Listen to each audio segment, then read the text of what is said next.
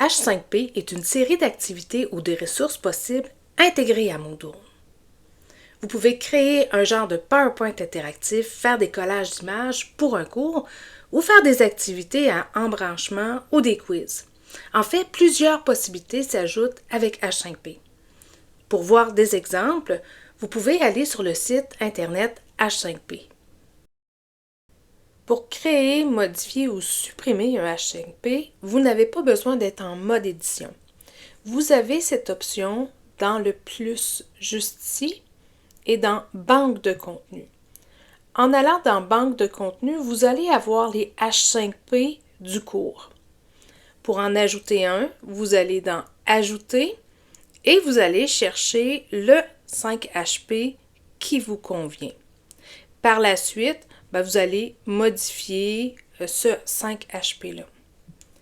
Si vous avez déjà un H5P et que vous désirez le modifier, à ce moment-ci, vous cliquez sur le H5P et juste ici, vous avez un bouton Modifier. Dans le plus, vous avez Rendre non listé. Vous pouvez le renommer, remplacer avec le fichier. Vous pouvez le télécharger et le copier ainsi que le supprimer. Pour revenir en arrière, vous avez un bouton Quitter et à ce moment-ci, vous revenez. Vous voulez revenir au cours, vous cliquez sur Cours dans la barre bleue et à partir de là, vous revenez tout simplement à l'intérieur de votre cours. Pour intégrer un H5P, vous devez être en mode édition. Par la suite, vous avez deux possibilités. Soit de sélectionner la section où vous voulez intégrer le H5P. Vous avez ici deux possibilités. Comme je vous disais, vous avez la possibilité qu'elle soit active directement dans la section. Donc, à ce moment-ci, ce que je vais faire, c'est que je vais aller modifier cette section-là et je vais aller intégrer mon H5P. Vous voyez, insérer un contenu H5P.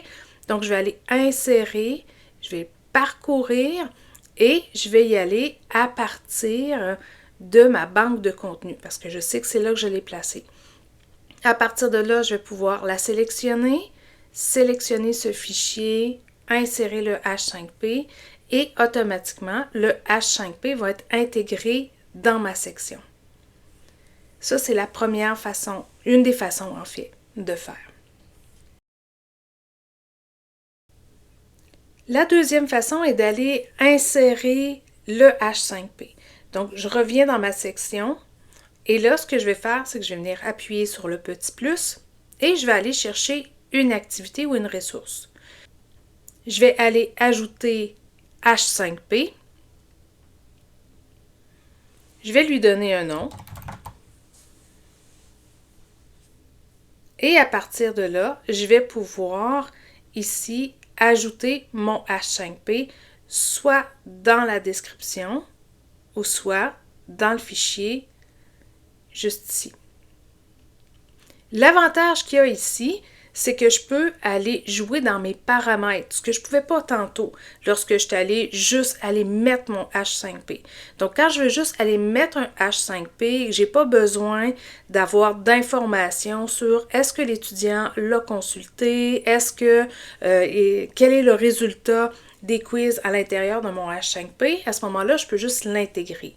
Ici, je viens l'ajouter parce que je vais pouvoir avoir des options ici pour mon H5P, je vais pouvoir aller lui mettre une note qui va apparaître dans mon carnet de notes. Je peux faire des restrictions d'accès et des conditions d'achèvement aussi sur cette activité-là. Donc, si je viens faire enregistrer et revenir au cours et que j'enlève mon mode édition, la différence qu'il va y avoir, c'est quand je vais aller cliquer dessus, automatiquement, l'étudiant va devoir cliquer dessus pour que les conditions puissent être affichées pour que je puisse voir si mon étudiant l'a consulté, qu'est-ce qu'il a fait et ainsi de suite.